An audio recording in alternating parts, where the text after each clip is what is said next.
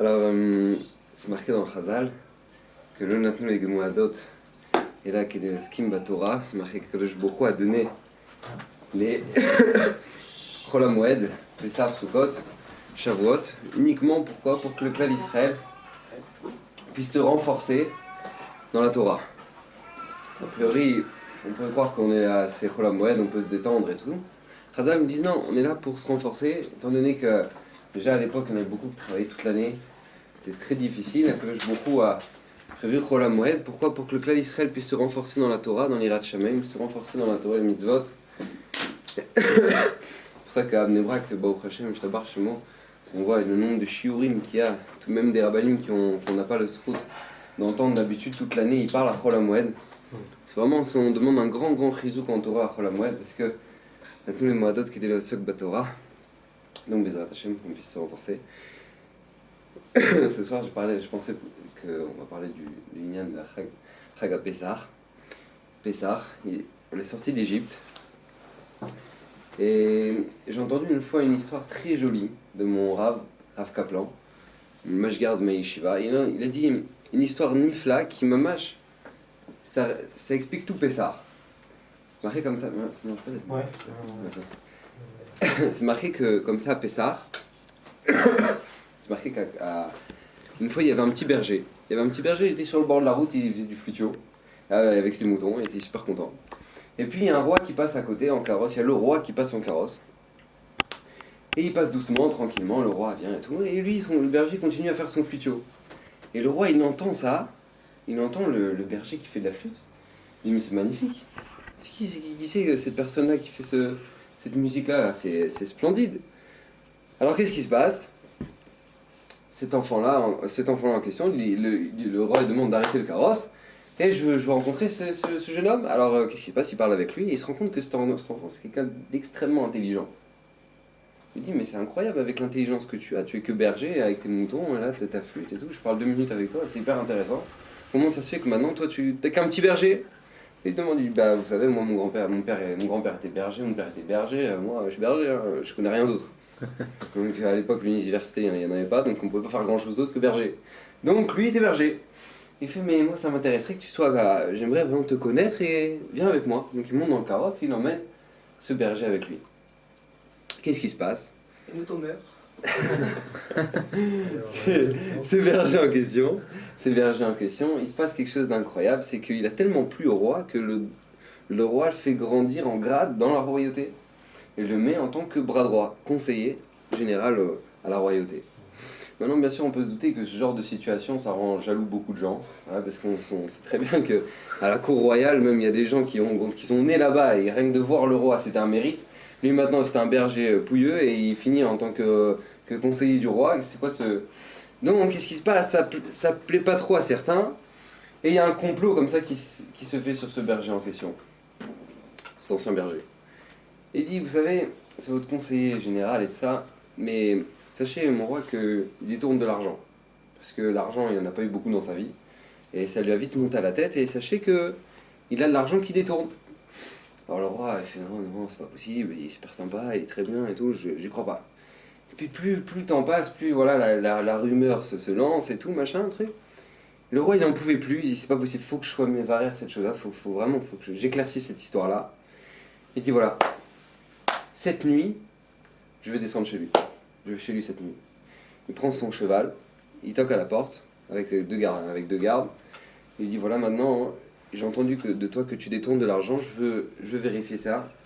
Ouvre-moi toute ta maison, fais-moi voir toute ta maison, on va tout vérifier. Il dit mon roi, il n'y a aucun problème, à moi avec une grande joie, je ne savais pas qu'on pensait ça de moi, mais d'accord, très bien, il n'y a pas de problème. Mon roi, visitez la maison. Et puis il ouvre chambre après chambre, salle après salle, machin, allez-y, mon roi, vraiment. Après il voit une petite chambre, un petit couloir qui emmène vers une chambre. Et cette chambre-là, il lui dit, mon roi, s'il vous plaît, cette chambre-là, ne rentrez pas dedans. Il dit pourquoi? Il dit, c'est privé, je me sens pas très bien, et ça, j'ai pas trop envie de raconter. S'il vous plaît, rentrez. Alors lui, le roi, bien sûr, c'est le mamache. Il n'y a rien de pire pour concrétiser la rumeur. Et donc qu'est-ce qui se passe? Il dit, tu sais quoi, rien que parce que tu me dis ça, maintenant je vais ouvrir cette porte. Il ouvre la porte, et qu'est-ce qu'il voit? Une salle vide, avec un bâton de berger, un habit au clou de berger, et une pierre et son flutio. C'est tout. Tout ce qu'il voit dans la chambre. Le roi, il rentre, il dit, mais excusez-moi, c'est quoi cette histoire? Qu'est-ce qui se passe ici? Il lui dit, bah, tout simplement, vous savez, moi, tous les jours, je m'assois ici le soir, je mets mon habit de berger, je prends mon flûteau et je joue de la flûte. Pourquoi? Parce que moi, je sais c'est quoi la grandeur de ce que vous m'avez fait, mon roi, de m'avoir choisi. M'avoir choisi parmi vos bras droits. Et j'ai pas envie de m'habituer à cette situation-là, parce que je sais que cette situation-là, c'est une situation privilégiée. Et j'ai pas justement envie de m'habituer à ça, et j'ai envie de revivre chaque instant cette chance-là que j'ai d'avoir été choisi.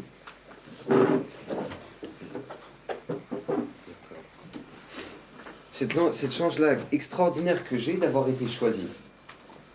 Donc vous savez, mon roi, moi je m'assois et je reprends ma flûte et je me remets en situation de berger et je revis cette situation-là, cette chance-là que j'ai maintenant d'être votre bras droit. Le roi, quand il a vu ça, il a dit, mais tu es extraordinaire, tu es vraiment le plus beau de mes conseillers. Tu es des brachot, machin, un truc. Bon, à la fin de l'histoire, ils ont beaucoup d'enfants, un truc. Bon. Maintenant, qu'est-ce qui se passe? Ça, c'est exactement l'histoire du clan d'Israël au moment de Pessah. À Pessah, on s'assoit au moment du Seder. Et on raconte. Mitzvah les saper beitiat Mitzrayim. Une mitzvah de raconter la sortie d'Égypte. Pourquoi on doit se rasseoir et raconter encore les miracles? Ça fait 40 ans. Il y en a qui ça fait 40 ans qui font le Seder. Ça fait 30 ans, ça fait 26 ans. Maintenant, à chaque fois, on raconte. Ça y est, on a compris. Non. Maintenant, on veut revivre. On veut revivre que si on nous a donné une situation en tant que roi, en tant que peuple, Mamlechet Kohanim Vegoy Kadosh. Vous êtes Mamlechet Kohanim Vegoy Kadosh. Vivre ça, le ressentir et pas s'habituer à cette situation-là, ça demande de s'asseoir une fois par an et raconter d'où on vient. D'où on vient. On était des esclaves, on était moins de la glaise. Vous imaginez un peu le truc. Les Midrashim, il manquait d'une pierre, on prenait un bébé, on le mettait dedans. Ça, c'était mamache, la situation en Égypte. On était moins que rien. Akadosh Baruch Hu a fait de nous Mamlechet Kohanim Vegoy Kadosh. Ça, c'est une situation auquel on ne doit jamais s'habituer. Et on doit revivre ça à Pessah tous les ans. S'asseoir, être Mesaper Beitiat Mitzrayim, revivre cette situation-là qu'Akadosh Baruch Hu nous a sorti de rien à tout. Pour ça, il y a 3 questions qui sont importantes de se poser, parce que vraiment c'est assez difficile. La première question, c'est que on voit que la manière dont Akadosh Baruch Hu a sorti le clan d'Israël au moment de la Yetziat Mitzrayim, c'était une situation très bizarre. C'est-à-dire qu'Akadosh Baruch Hu, il a fait des miracles, mais au lieu de faire, je sais pas moi, il aurait pu créer un deuxième soleil. Ouais, il fait un deuxième soleil, voilà, il vous crame tous les Égyptiens, je sais pas moi ce qu'il aurait pu faire. Maintenant, qu'est-ce qui se passe? Non, on voit qu'il va utiliser le Teva, la nature, et il va la transformer. Mais il va toujours utiliser les règles de la nature. Pourquoi? On voit que jusqu'à la 3e plaie, Kinim, qui sont l'époux, ça amène un doute. Pourquoi? Parce que qu'est-ce qui se passe? Les sorciers vont faire la même chose, entre guillemets. Ils vont faire du sang, il y aura du sang. Alors ils vont faire du sang, des grenouilles, ils vont faire des grenouilles, jusqu'à ce qu'ils voient l'époux, ils se disent ça, la sorcellerie, elle n'a pas de force là-dessus. La sorcellerie, elle n'a pas de force là-dessus. C'est Etzba Elohim. Mais pourquoi quand je rentre dans une situation comme ça? Autant directement, tu sais quoi? Éclate-nous la vue. Ouais, un deuxième soleil, voilà, vous savez, voilà, je vous montrer que c'est moi qui ai créé le ciel et la terre, je fais tout. Ouais. Pourquoi non? Il va utiliser ce qu'il a déjà créé de manière surnaturelle. Ça paraît un peu bizarre. Ça, c'est la première question. Première chose qu'on devrait éclaircir. La deuxième question, qui est importante à comprendre, c'est que, a priori, de quelle sortie d'Égypte on parle ici? Parce que vous savez que si on parle d'une situation géographique, ouais, on est sorti d'Égypte de manière géographique, beaucoup il nous a sorti d'Égypte. Alors c'est très difficile à comprendre parce on lit dans la Haggadah, on a lu le soir du Seder, on a lu que si Akadosh Baruch Hu ne nous avait pas sorti d'Égypte, on serait encore esclave en Égypte. Ouais. Moi j'ai une question, jusqu'à maintenant, on n'a jamais vu un seul peuple qui est resté esclave pendant 3000 ans. 3000 ans d'esclavage. Quand les Noirs, ouais, ils étaient aux États-Unis, ils ont été pris en esclavage, et bien au moment où ça se termine, il y a un Martin Luther King qui débarque et il sauve tout le monde. Et ça n'existe pas maintenant, une situation où on est esclave pendant 3000 ans. Donc qu'est-ce que ça veut dire que maintenant, quand on lit, on dit si jamais Hachem nous avait pas sorti, on serait un esclave en Égypte. On ne serait pas esclaves en Égypte. C'est sûr qu'on serait sorti d'une manière ou d'une autre, mais la situation ne serait pas restée comme ça. C'est sûr ça. Et en plus de ça, encore plus, si tout le problème, si toute la sortie d'Égypte c'était quelque chose de physique, alors on a une question. Pourquoi? Parce que c'est marqué qu'on est sorti avec empressement. Pourquoi on est sorti avec empressement? Khazal, ils nous disent parce que tout simplement on était en train d'arriver au 50e degré de Touma. Donc il fallait qu'on nous sorte d'impureté, donc il fallait qu'on nous sorte rapidement de l'Égypte, parce que sinon, même si on nous avait sorti, machma, que si jamais on nous avait sorti, ça aurait servi à rien. Donc on voit que c'est pas un problème physique là maintenant, c'est un problème spirituel. Donc ça faudra éclaircir, ça c'est le deuxième point qu'il faudra éclaircir. Le troisième point c'est que c'est quand même étonnant qu'on nous demande de fêter tous les ans Yetziat Mitzrayim, on est content, on est sorti d'Égypte, alors que maintenant, je sais pas, je peux vous imaginer, nous, Baruch Hashem, on est heureux, on a la table du Seder, mais il y a des gens, ils étaient à Auschwitz. Auschwitz, aujourd'hui c'est Pessah. Et ils mangeaient pas du pain. Mais j'ai pas compris, tu fêtes une sortie d'Égypte, mais Hachem, il savait pas que pendant 3000 ans, on allait se taper des pogroms, des destructions du temple, des trucs. On fête quelle sortie maintenant? Alors super, alors on va sortir, à chaque fois qu'il nous arrive quelque chose de joyeux, on va sortir, on va fêter. C'est quoi cette sortie d'Égypte que l'on te demande de fêter? C'est quoi? La sortie d'Égypte, tu l'as faite. Et même quand tu es en pleine galère, en plein pogrom, en pleine destruction du Beth Amikdash, et ben on va te demander de la sortir, de fêter la sortie d'Égypte. Mais pourquoi? Je comprends maintenant, sur le coup c'était important, hein, quand on a le Beth Amikdash, on vient, on monte, aller à la Régel, tous les ans, Pessah, Shavuot, Sukkot, on doit monter au Beth Amikdash.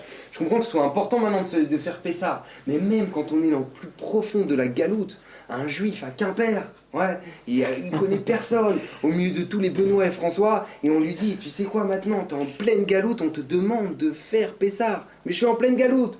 J'ai des paros, moi, j'ai des Ahmadinejad, j'ai eu des Hitler, j'ai encore plein de paros, moi, sur la tête. Comment ça se fait maintenant? On me demande encore de faire Pessah. Oui, on te demande maintenant d'Afka Pessah, en fait. Qu'est-ce que c'est? Comprendre. T'as un mouchoir.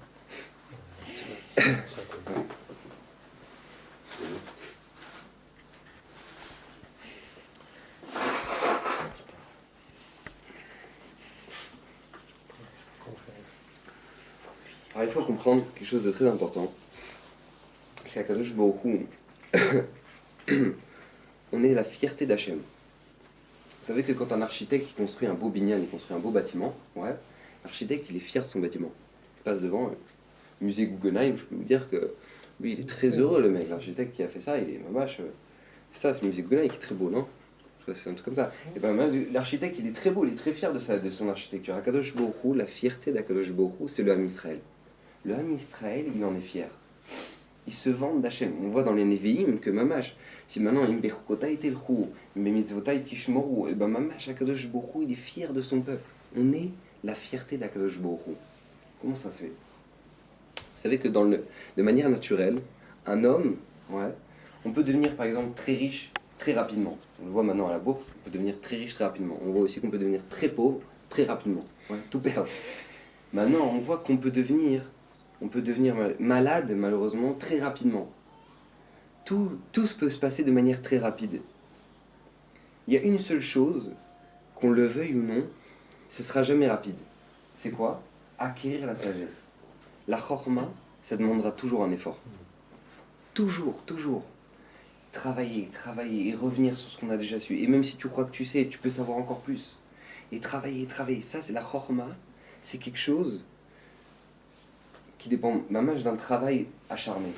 On voit qu'Akadosh Baruch Hu nous a fait un cadeau, et c'est ça la véritable Yetziat Mitzrayim. Le cadeau qu'Hachem nous a fait, c'est qu'il nous a donné la chorma en cadeau. Il nous a fait de esclaves dans la glaise, il nous a fait des Nevi'im. C'est marqué dans Chazal, Ra'a Shifra Alayam, elle a vu une servante lors de la traversée de la mer, Mashelo Ra'a Cheskel Ben Bouzi, le plus grand de tous les prophètes, il l'a pas vu. Zekeli ve'an ve'u. Il montrait à Kadosh Baruch Hu du doigt. Zekeli ve'an ve'u. Un mec qui travaillait la glaise il y a 40 jours, maintenant celui-là il montre Hachem. Ça c'est la Yetziat Mitzrayim. Kadosh Baruch Hu nous donnait un cadeau extraordinaire au moment de la sortie d'Égypte. Il nous a donné en cadeau la Chorma. Savoir la Chorma divine. Comprendre qu'on va se retrouver au pied du Har Sinaï 40 jours après la sortie d'Égypte. 40 jours après, on va voir Anochi, Hachem Elokecha. On va voir la plus grande Chorma Rishit Chochma, il dit le Rambam, Rishit Chochma Yirat Hashem. La première de toutes les Chochma, c'est la crainte d'Akadosh Baruch Hu. Mamash, on va se retrouver en face du Har Sinaï. On va se retrouver à des niveaux de prophétie inimaginables. On dirait Naase Vinishma, la Gemara elle dit, mais Migala Sod Ze, Shafilu Malaché Asharet Lo Meze. C'est-à-dire que qui a dévoilé à mes enfants, comme ça, qui a dévoilé à mes enfants ce secret-là de Naase Vinishma, que seuls les grands malachim ils savent ça. Naase Vinishma. Et le Klal Israël l'a dit, ça, c'est la Yetziat Mitzrayim. Comprendre que Akadosh Baruch Hu nous a donné une richesse extraordinaire de pouvoir grandir, de pouvoir être immense. Mamash, de pouvoir être immense. Plusieurs fois, je le dis dans les shiurs à chaque fois, on n'est pas conscient. Vous savez que le Rav Reikin, le fondateur de la Yeshiva d'Aix-les-Bains, il disait, mais tu es tellement grand pour faire des choses si petites. Comme ça, il disait, mais tu es tellement grand pour faire des choses si petites. Comprendre qu'Akadosh Baruch Hu, au moment où il nous a sortis d'Égypte, il nous a élevés à un niveau inimaginable. Mais ce qui est incroyable de voir, et c'est vraiment quelque chose de phénoménal, c'est qu'Akadosh Baruch Hu, au moment où il nous a sortis d'Égypte, comme on l'avait dit, il nous a sortis d'une manière très bizarre. Il a pris toute la nature, il a pris toute la nature et il en a fait ce qu'il voulait. Encore une fois, il n'a pas créé un deuxième soleil, il en a fait ce qu'il voulait. Pourquoi Akadosh Baruch Hu, il avait besoin d'agir comme ça? Vous savez que si Akadosh Baruch Hu, il n'y a qu'une seule fois qu'Akadosh Baruch Hu dans toute l'éternité va se dévoiler, jusqu'à l'arrivée du Mashiach, ça va être quoi? Ça va être au moment de la Yetziat Mitzrayim. Si Akadosh Baruch Hu ne s'est pas redévoilé encore une fois comme Yetziat Mitzrayim, c'est qu'il n'y avait pas le besoin. Il n'y avait pas le besoin. Ça veut dire que toute notre richesse dans notre Emouna pour 3000 ans de galoute, d'exode, ça va être quoi? Ça va être justement cette sortie-là d'Égypte. La manière dont Akadosh Baruch Hu va sortir le clan d'Israël, ça va être cette richesse-là pour toutes les générations. Par exemple, Akadosh Baruch Hu a montré qu'il allait le mettre dans les cieux. D'accord? Il a ramené une barade. Barade, c'est quoi? C'était un alliage de feu et de glace. Un truc inconcevable, impossible. Les deux entités s'unissent. Pourquoi? Pour faire la volonté d'Akadosh Baruch Hu. Sur terre, il va faire de la poussière des poux. D'accord? Au niveau des hommes, il va en faire quoi? Il va faire les lions, il va en faire ce qu'il veut. Akadosh Baruch Hu va montrer que toute la nature, elle est dans ses mains. Toute la nature est dans ses mains. Et ça va nous servir en tant que richesse pour toutes les générations. Je vous raconte une petite histoire très jolie que j'ai entendue. Rav Israël Salanter, je ne sais pas si vous avez déjà entendu, celui qui a fondé le mouvement du Moussa. Israël Salanter, à l'époque, il faisait la guerre contre les Maskilim. Les Maskilim, c'est ceux qui ont créé la Scala. La Scala, c'était tout le courant d'assimilation avant la Seconde Guerre mondiale de l'Allemagne. Lui, maintenant, il partait en guerre, mamache, contre les Maskilim. Et une fois, il était en Allemagne, il voyageait de pays en pays, mamache, pour faire des shiurim de Torah. Et une fois, il arrivait en Allemagne, il avait un hôte chez qui il allait tout le temps. Il allait tout le temps, quand il passait dans cette ville-là, il dormait chez cet homme-là. Il arrive chez lui, mamache, un petit juif tzaddik, mamache, il avait une petite auberge comme ça. Et il arrive, il lui dit, et il sent qu'il y a quelque chose qui n'est pas comme la dernière fois qu'il est venu. Je sais pas, il sent qu'il y a une ambiance bizarre. Alors il va voir le petit juif, il dit, excuse-moi, mais je sais pas, je sens qu'il y a quelque chose qui a changé. Il dit, non, Vodara, vous inquiétez pas, vraiment la cache-route, tout est super, vraiment vous n'avez pas de quoi vous inquiéter, tout est bien. Il me dit, mais je sens, je sais pas, l'ambiance elle est pas comme avant. Il dit, voilà, je vous cacherai pas, il y a quelques jours, on a reçu à la maison, justement, un mec comme ça, un masqué. Un juif qui sait pas trop où il en est. Maintenant, qu'est-ce qui se passe? Il disait, ouais, moi, Dieu c'est de la blague, machin. Il voyait que moi j'étais très, très pointueux sur toutes les mitzvot. Il me disait, ouais, moi, Dieu c'est de la blague, machin, un truc, j'y crois pas trop, c'est de la blague. Bon, maintenant, qu'est-ce qui se passe? Il a pris un morceau de porc devant moi et il a dit, tu sais quoi? Je vais te montrer. S'il y a un Dieu sur terre, et ben tu sais que je m'étouffe avec ce morceau de porc. Et il l'a mangé. Et il s'est régalé, et il est parti dormir, et tranquille. Je peux vous dire, Vodara, ça m'a fait quelque chose quand j'ai vu ça. J'aurais voulu qu'il y ait un éclair qui sorte et qui lui éclate la tête. Maintenant, je n'ai pas vu ça. Et ça m'étonne. Il était très content, il avait encore tout son orgueil comme ça. Et vraiment, Rav, ça m'a fait quelque chose. Et Rav Israël Salanter, vraiment, il cherchait quoi lui dire à ce juif. Il a prié Hachem, Hachem, aide-moi à trouver quoi lui dire à ce juif-là. À ce moment-là, il y a la fille de l'hôte qui rentre dans la maison. Elle venait de recevoir son diplôme de violon. Qu'est-ce qui se passe? Elle lui ramène son diplôme, elle fait, ah papa, j'ai reçu mon diplôme et tout, ah, super ma fille, je suis hyper fier de toi et tout. Regarde, il y a Rav Israël Salanter qui est là. Il dit bravo. Il dit, mais j'ai une question, il demande à la fille. Moi, qui c'est qui t'a fait l'examen du violon là? Bah je sais pas, moi c'est quelqu'un du conservatoire, c'est quelqu'un qui s'y connaît. Moi j'y crois pas moi. J'ai envie de voir. J'ai envie de voir si c'est vrai moi, tu connais vraiment le violon. Qu'est-ce qu'elle lui répond la fille? Elle lui dit que Vaudra, avec tout le respect que je vous dois, non, j'ai pas à vous prouver que je sais faire du violon. Moi j'ai eu un diplôme de gens qui savaient ce que c'était que le violon et écouter du violon. Ils m'ont dit que je suis diplômé maintenant, j'ai pas besoin maintenant de prouver à tout celui qui veut écouter du violon, qui veut savoir si mon diplôme il est vrai, que je vais jouer du violon. D'accord? On est tous d'accord. À chaque fois qu'on a eu un diplôme, on va pas commencer à refaire des examens pour montrer qu'on a eu l'examen. D'accord? Alors le père il dit dis-moi ma fille, ça serait Center quand même, tu peux faire un petit violon. Détends-toi. Alors elle lui dit, Center il dit non, elle a raison. Elle a raison. C'est exactement ça pour le clan d'Israël. Akadosh Baruch Hu, au moment de la sortie d'Égypte, il s'est dévoilé à tout le monde. Il a montré que c'est lui le patron, il a montré que c'est lui qui dirige tout. Sur terre, dans le ciel, par terre, sous terre, il montre que c'est lui le patron. Son diplôme, ça s'appelle la Torah. Maintenant, si tu n'y crois pas, ouais, c'est ton problème. Si tu veux faire un effort, tu t'assois le soir du Seder, tu racontes Yetziat Mitzrayim, tu vis ça, et tu comprendras. Ça, c'est la Emouna pour toutes les générations. S'asseoir le soir du Seder, c'est vivre la Emouna pour toutes les générations. C'est pour ça qu'Akadosh Baruch Hu n'a pas fait un troisième soleil, parce qu'il n'y avait aucun intérêt. Un deuxième soleil, il n'y avait aucun intérêt. Ouais, il n'y avait aucun intérêt. Mais l'intérêt, c'était de montrer que quoi, que sur terre, dans le ciel, sur toute la nature, Akadosh Baruch Hu, c'est lui qui dirige. Et on vit ça les maasés 2 fois par jour minimum dans Kriyat Shema. On dit si jamais vous faites ma volonté, alors qu'est-ce qui se passe? Vous recevrez la bracha, il y aura la pluie dans son temps. Et si jamais vous voulez pas faire ma volonté, alors tu sais quoi, tu vas avoir faim et machin, un truc. Qu'est-ce qui se passe? Akadosh Baruch Hu, il a montré que c'est lui le patron sur toute la nature. Pour toutes les générations. Et si Akadosh Baruch Hu ne va pas le refaire avant l'arrivée du Mashiach, c'est qu'il n'a pas besoin de le refaire. Il n'a pas besoin de le refaire. Parce que de toute façon, il l'a déjà fait et son diplôme est déjà donné. Ça, c'est la Yetziat Mitzrayim. Et Akadosh Baruch Hu nous a fait un précède extraordinaire de comprendre, d'avoir la chorma divine, au moment de la sortie d'Égypte, pouvoir s'élever à un niveau, de pouvoir recevoir la Torah au pied du Har Sinaï, et comprendre que lorsqu'Akadosh Baruch Hu, il veut nous montrer le Hémet, il peut nous le donner. Chaque seconde, il peut te montrer. Ouvre le Shulchan Aruch, cherche. Vous savez qu'il y a une particularité très spéciale. C'est qu'au moment où on est sorti d'Égypte, ouais, c'était quoi l'Égypte? L'Égypte, t'avais un paro, un mec qui était taré. Maintenant, il voulait qu'une seule chose, c'est quoi? C'est faire travailler les Bnei Israël. D'accord? Du soir au matin, il s'arrêtait jamais. Il s'arrêtait jamais. C'est pour ça que dans Chazal, Paro, il est comparé à qui? Au Yetzer Hara. Pourquoi? Parce que c'était toutes les forces du mal. Vous savez que le Yetzer Hara, sa grande particularité, c'est de faire en sorte qu'on n'ait jamais le temps. Jamais, on n'a jamais le temps. J'ai pas le temps, je dois travailler, j'ai pas le temps d'étudier. Vous savez que tout le monde sait, il y a une Gemara, mais Fourchet, si vous regardez, vous ouvrez la Gemara elle dit les 3 premières questions qu'un homme aura lorsqu'il arrivera dans l'Olam Haba. 3 premières questions, ce sera quoi?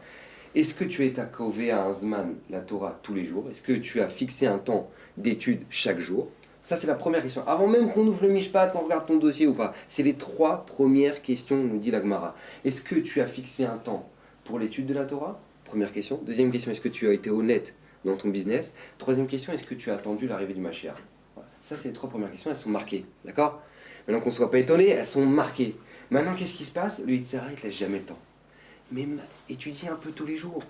Mais non, mais tu comprends, attends, je travaille, si j'aime pas de travail, alors je creve de faim, et machin. Mais j'ai pas compris, Hachem, il va te laisser crever de faim. Alors pourquoi tu fais Birkat Amazon alors s'il va te laisser crever de faim? Non, Birkat Amazon, c'est justement Azan et Takol. Alors tu fais Bracha Levatala, alors il y a un problème, parce que quand au moment où tu dis Azan et Takol, tu crois pas. Donc alors il y a un problème, il faut revoir. Un homme, il le sait très bien, tout ça, il le sait très bien. Mais pourquoi on ne le vit pas? Parce que l'Itzar, il est là pour nous mettre la pression. Et on n'a pas le temps d'étudier, et j'ai pas le temps de fixer un temps. Et c'est toujours comme ça. Et Paro, c'est exactement ça. Il voulait pas leur laisser un seul moment de pouvoir étudier la Torah. Pourquoi? Parce qu'il savait que si un juif, il a 5 minutes pour réfléchir, et ben il va prier à Hachem, ils vont nous sortir d'Égypte. Alors lui, il voulait pas. Et il s'acharnait. Au moment où il a vu Moshe débarquer, il a dit il faut leur faire encore plus de travail parce que je vois qu'ils ont le temps de prier là. Il y a un délire, c'est pas bon du tout. Ils ont le temps de prier, il y a un Moshe qui débarque, il faut leur faire encore plus de travail. Ça, c'est bidiouk le Yitzhara. C'est qu'il y a des gens, on est à Pessah, à Chol HaMoed, ils sont esclaves. Mais je rigole pas, ils sont esclaves, ils n'ont pas le temps. Ils sont acharnés, ou que ce soit par le travail, ou que ce soit par l'homme échané quoi. On n'a pas le temps. Il y en a qui sont esclaves de la mode. Maman, je vois la mode cette année, enfin, j'ai entendu ça une fois, ça m'a rendu fou ça. La mode cet été, ce sera couleur orange. Ça, c'était le truc. Couleur orange, ce sera la couleur de l'été. Alors du coup, maintenant, qu'est-ce qui se passe? Alors, on fait toute la garde-robe, ouais, orange. Pourquoi? Parce que c'est la couleur de l'été. Vous imaginez le taux d'esclavage qu'il y a là-dedans? Pour qu'un mec, il va refaire toute sa garde-robe, couleur de l'été, c'est l'orange. Faut être fatigué quand même. C'est bon, t'as chaud, tu t'habilles léger, on a compris. Maintenant t'as froid, tu mets un manteau. Non, tu sais quoi, le manteau, ce sera celui-là. Et si tu l'as pas, alors t'as rien compris. Vous imaginez le taux d'esclavage qu'il y a là-dedans? C'est inimaginable. Ça, c'est Bidiouk Paro. Paro, il était en Égypte, il nous a en mamache rendu esclaves. Maintenant, qu'est-ce qui se passe? Chose nifla, il nous fait sortir d'Égypte. Akadosh Baruch Hu nous fait sortir d'Égypte, il nous ramène devant la Torah. Et la Torah, c'est quoi? C'est que des lois. Alors tu étais esclave là-bas par Paro, maintenant tu es esclave par la Torah, d'accord? Et si tu fais pas ça, il faut que tu fasses ça, et si tu n'as pas fait ça, alors c'est grave, et si tu fais ça, il faut que ça, et ça, 613 mitzvot, tu te lèves le matin, tu lasses tes chaussures, et ben quand tu lasses tes chaussures, il y a une manière de les lasser, si tu l'as pas lassé, t'as pas fait la mitzvah. Et maintenant quand tu vas faire la mitzvah, il faut faire les tiatarim, si t'as pas fait les tiatarim, t'as un problème, parce que t'as touché les aliments. Mais t'as que des galères, ouais? Et j'ai pas compris, on nous a sorti l'esclavage pour nous mettre en esclavage. Qui pseudo, mais vous regardez la vie d'un juif, ça rend fou. Ça rend fou. Regardez c'est quoi la préparation de Pessah. Mais les femmes, elles deviennent pète un câble. Maintenant, il faut faire toute la cuisine, il faut ranger la vaisselle, il faut sortir la vaisselle. Mais j'ai pas compris, pour une miette de Hametz. Mais pour du Hametz. Comment ça, si on nous a sorti d'esclavage, on nous rentre dans l'esclavage de la Torah? A priori, c'est un truc de fou. En fait, le Yesod, il est fondamental. C'est quelque chose d'incroyable. C'est que l'esclavage qu'on avait en Égypte, c'est un esclavage qu'on nous a imposé. L'esclavage de la Torah, entre guillemets, on te demande de le faire. On ne te l'impose pas. On te demande d'avoir suffisamment de conscience que si tu vas arriver à ta maturité, et ben maintenant, il faut que tu prennes des responsabilités sur toi. Ça, c'est tout l'Yesod. C'est toute la différence entre les deux. Paro, ouais, c'était quelqu'un que, étant donné qu'il a vu qu'ils sont, comme ça nous dit le Rachaim, que puisque maintenant ils se sont relâchés des limites qu'ont fait Abraham, Yitzhak, Yaakov, Yosef, tout ce qui nous avait invités, et qui sont tombés dans la Vodazara, vous voulez plus de limites, que je beaucoup leur a envoyé des limites d'une autre manière. Mais maintenant, au moment où tu sors de la Torah, au moment où tu sors d'Égypte, maintenant on te demande, il faut que tu t'imposes toi-même des limites. Parce que si tu t'imposes pas toi-même des limites, alors sache que tu n'es pas libre. Je vous donne un exemple très simple, un exemple nifla, voilà, ce qu'on a dit, la mode, par exemple. Ouais, le travail. Quelqu'un qui maintenant, ou par exemple, quelqu'un qui... Quand on donne la définition de la liberté à quelqu'un qui n'est pas religieux, quelqu'un qui n'est pas dans la Torah, c'est quoi la liberté? Bah, je fais ce que je veux. D'accord? La Torah, c'est l'inverse. Elle te dit, tu veux avoir la liberté, eh ben, faut faire l'inverse de ce que tu veux. C'est un truc de fou. Hein. C'est marqué que, au moment où c'est marqué dans la Torah, comment c'est marqué dans la... Ce sera... les commandements étaient marqués, étaient gravés, étaient charout à la louchot, c'est marqué dans le parachat qui dit ça, que les commandements étaient charout à la louchot, c'est-à-dire gravés dans les tables de la loi. Maintenant c'est marqué, le Midrash il dit, je crois même que c'est une mara, elle dit al tikre charout et la cherout. Ne dis pas charout, gravé, mais cherout, libre. Ça veut dire quoi? Sache que si tu cherches la vraie liberté, elle se trouve que dans la Torah. Que à travers la Torah. Pourquoi? Parce que tout simplement, quelqu'un qui ne fait pas un effort de se construire personnellement, alors il est esclave de ses pulsions. Il est esclave de son délire. On voit des gens, Paro, il était esclave de son délire. Vous savez que Rabbi Yerucham Halevi, il disait que toute la mitzvah d'être Mesaper Yetziat Mitzrayim les binecha Veigata les binecha, tu raconteras à ton fils, c'est raconter le délire de Paro. Lui il dit mais regarde comment un homme il peut être. Il était esclave de lui-même. C'est-à-dire que lui maintenant on lui en met plein la tête, il dit ah bah tu sais quoi, ah bah ouais c'est vrai, alors c'est vrai il y a un Dieu, alors sortez. Après il fait eh ben non attends j'ai plus d'esclaves, alors revenez. Et il se reprenait une claque. Et maintenant, non, bah alors sortez. Mais combien un homme peut être esclave de lui-même? Parce que lui, tout simplement, il se prenait pour un dieu. Il se prenait pour un dieu, Paro. Maintenant, qu'est-ce qui se passe? La Torah, elle vient te dire, tu sais quoi, il ne faut pas que tu te prennes pour un dieu. Sache qu'il y en a un de Dieu, et il va te montrer le chemin. Et ça, c'est quelque chose d'incroyable. Vous savez que le Ramchal, il explique que quoi? Que la vie, elle ressemble à un labyrinthe. Vous savez, la personne, elle est dans un labyrinthe, comme ça, et elle cherche son chemin. Maintenant, elle ne trouve pas son chemin, parce qu'elle est dans un labyrinthe. Maintenant, il y a un mec, il est en haut de la tour. Ouais. Il est en haut de la tour, il dit mais tu sais, passe par là, tourne à droite, va à gauche, tourne à droite, va à gauche, et c'est bon, allez tu viens. Le mec il fait non, j'ai pas envie de t'écouter. Vas-y, il est fatigué le mec, il a envie de rester là-bas, d'accord? Et ben sachez que c'est pas si évident chez tout le monde. Parce que nous, il y en a un qui nous a créés, il s'appelle Akadosh Baruch Hu. Et il y a personne qui est mieux placé pour savoir c'est quoi notre bien et c'est quoi notre mal. Ouais? Il y a personne qui est mieux placé que celui qui nous a créés pour savoir c'est quoi notre bien, c'est quoi notre mal. Vous êtes d'accord? Ouais? Et ben malgré tout, les gens ils disent je me débrouille. Je me débrouille. Mais j'ai pas compris, il est là-haut, il te montre le chemin, il dit va à droite, va à gauche, non, je me débrouille. Mais j'ai pas compris. Est-ce que quand tu vas acheter un mixeur chez Moulinex, ouais, maintenant tu arrives à la maison, ton mixeur il se pète dans tes mains, tu vas commencer à l'ouvrir? Eh ouais, je vais commencer à l'ouvrir, je vais regarder. T'as une garantie, tu vas au magasin, ils s'y connaissent, tu rends le mixeur, tu en mets un nouveau, c'est tout. C'est comme ça, ouais, c'est pas shoot. C'est pas shoot chez tout le monde ça. Et ben sachez que dans la vie, c'est pas shoot chez tout le monde. Parce qu'il y a énormément de gens, ouais, qui savent que la Torah c'est divin, et que Akadosh Baruch Hu c'est lui qui nous a créés, et c'est lui qui nous a donné le chemin, et c'est lui qui nous donne les commandements, et pourtant les gens, ils font ce qu'ils veulent. Mais j'ai pas compris. C'est lui qui t'a construit maintenant.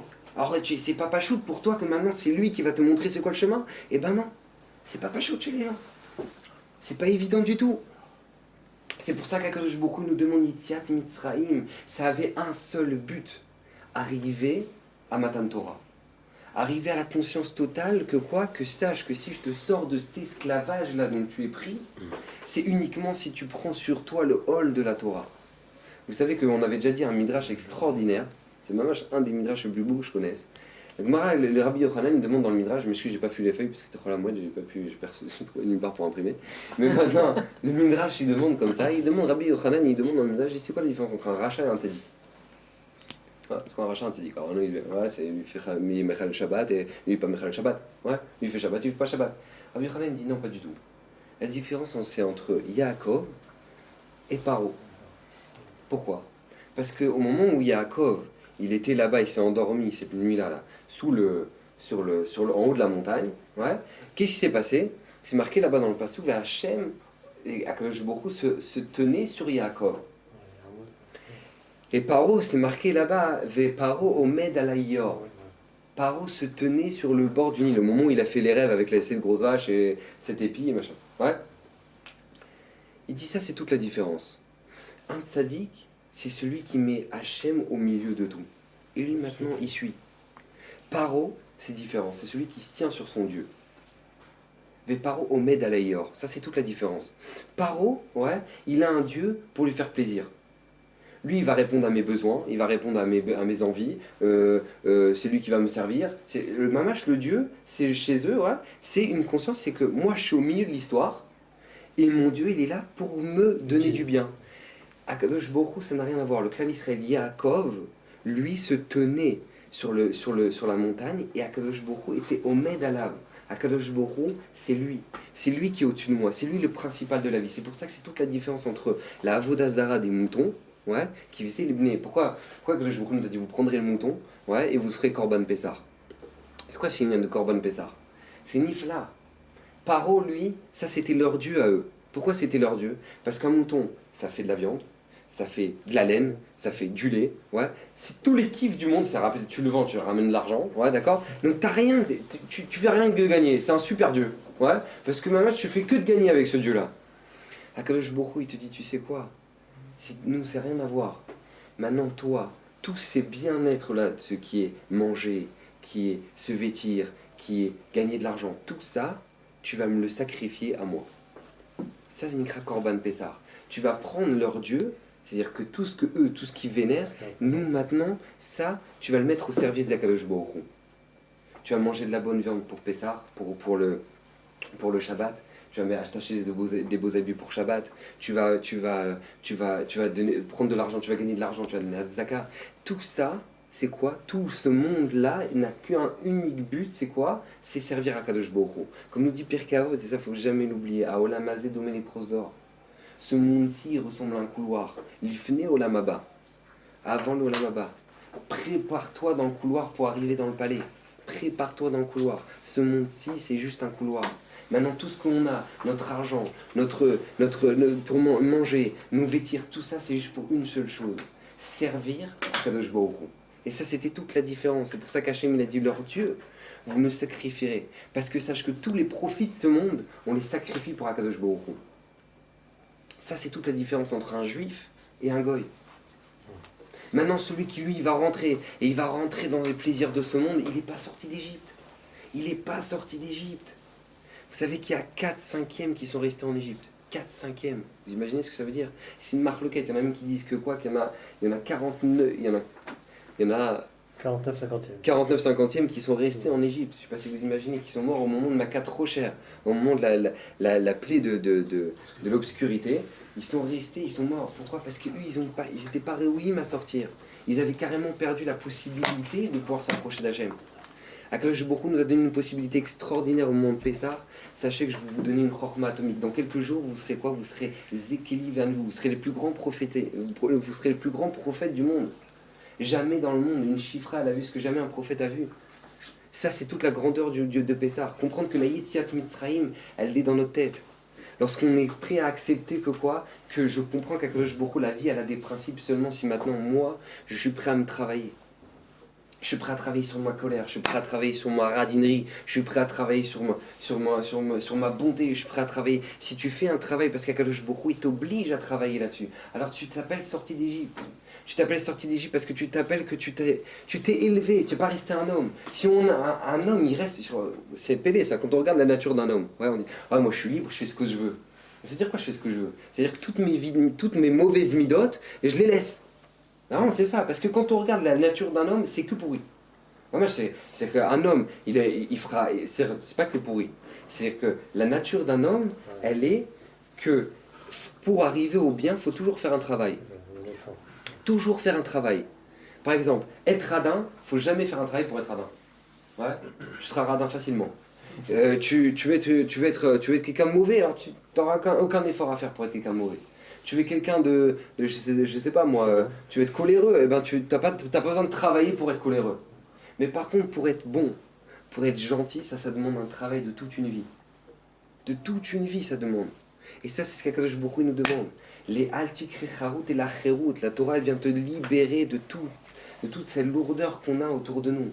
De toute cette lourdeur, cette nature qu'on a de penser qu'à nous, de penser qu'à ce qu'on a, et de penser que voilà, on est là pour profiter, on est là, mais Akadosh Baruch Hu, il veut te donner, moi je vous l'ai dit au moins 15 000 fois dans les shiurim, Akadosh Baruch Hu, il dit au Bachar Tabachaim, choisis la vie. Quand Akadosh Baruch Hu, il te dit au Bachar Tabachaim, c'est pas qu'il t'oblige de choisir la vie. Tu choisiras la vie. C'est pas ça qu'Akadosh Baruch Hu vient te dire. Il te supplie, Hachem. Ou Bachar Tabachaim, je t'en supplie, choisis la vie. Parce qu'Akadosh Baruch Hu, il veut qu'une seule chose, te donner du bien. Et vous savez que l'Admour Mibelz, on va finir avec ça, l'Admour Mibelz, il pose une question absolument incroyable. Il dit comment c'est possible qu'au moment où ils sont arrivés à la mer, ouais, ils sont arrivés devant la mer, et qu'ils ont commencé à faire une shira, Azia, chez Moshe, ouais, comment ils ont trouvé la force de faire une shira? C'est marqué dans Chazal, comme on l'a dit, il y a au moins 4/5 qui sont morts, si ce n'est pas plus. Donc ça veut dire qu'ils avaient tous au moins un mort dans la famille. D'accord? Ils avaient tous au moins un mort qui était dans leurs proches. Donc comment ça se fait que maintenant, ils ont trouvé la force dans la mer? Ah, Zachir, Moshe, où venez? Mais attends, mais tu sais quelle force faut avoir pour trouver? Mon Mibel, il dit la réponse, elle est juste avant. Ve'aminu Bachem, ou Ben Moshe Avdo, 2 points, Az Yashir Moshe. Si un homme, il est prêt, il est Ma'amin Bachem, ou Ben Moshe Avdo, alors il pourra trouver la force de faire Az Yashir Moshe. Une shira qui restera pour toutes les générations. Ça, c'est une leçon pour toute la vie. Si on est Ma'amin Bachem, qu'Hachem, c'est lui qui dirige tout, qu'Hachem, c'est lui qui a le ciel, la terre, tout. Alors à ce moment-là, une fois qu'on a ça clair en tête, qu'on est sorti du Seder de Pessah, qu'on est ça clair en tête, qu'Akadosh Baruch Hu, c'est lui qui dirige tout, alors Az Yashir Moshe. Alors Mashiach arrive à venir. Alors on est raoult de reconstruire le Beth Amikdash. Que Bezrat Hashem qu'on puisse se renforcer. Amen. Et ça va, Mashiach. D'accord. D'accord.